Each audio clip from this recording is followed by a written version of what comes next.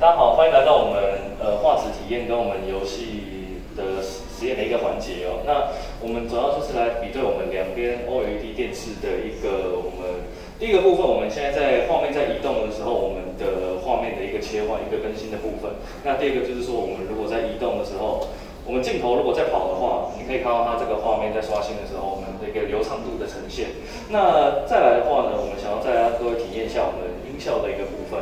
第一个是，我们先看一下我们左边的这个音效。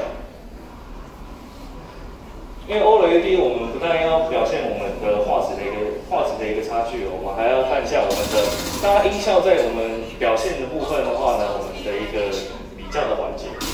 那我们先从左边这边开始。左边这边一个平面环绕的一个声音的效果。那我们换从右边这一台电视的部分。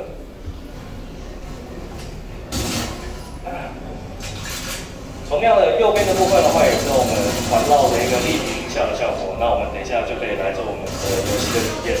有没有哪位网友要来试一下我们的游戏的部分？有没有大家要来试试看？简单的体验一下。对。要来试试看，没有的话就我自己来试了。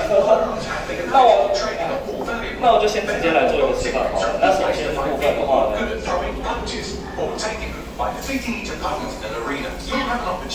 游戏内部的话，我们可以操作一个小机器人啊。这个游戏是使用我们 Xbox Series X 的次世代的主机来做一个呈现哦。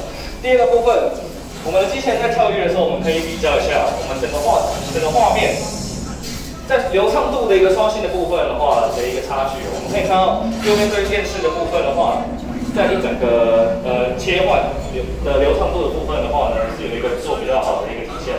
那再来就是我们声音效果的部分了。刚才我们这边是一个平面从正前方出来的环绕效果，那我们换到我们右边的电视的话，我们可以知道说，我们是做一个全方位的一个立体环绕的效果。那相信到这边的话，大家可以体验出来，就是说我们的游戏在表现上面的话，是哪一台电视来说会比较优秀。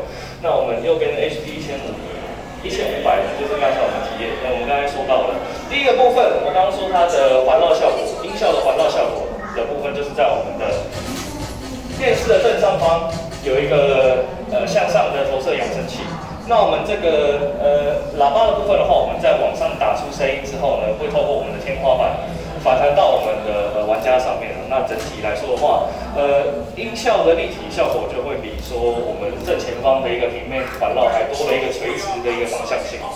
那刚才我们提到了在游戏的流畅度的部分的话，因为我们的 OLED 电视 HD 1500是用我们 HCX Pro 晶片，我们跟好莱坞实验室共同开发的一个影像晶片。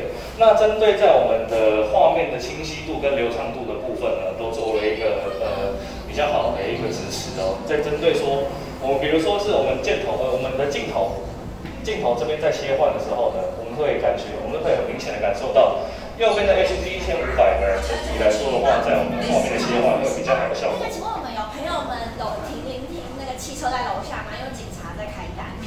不好意思，没有啊，这边去。好，不好意思，谢谢。那这两个部分的话，就是我们的 HD 1500哦，在我们的第一个部分画质表现，第二个部分音效的呈现来说的话呢，都会是目前我们表现最好的一个 OLED 电视。那以上就是我们在游戏环节的一个体验的部分。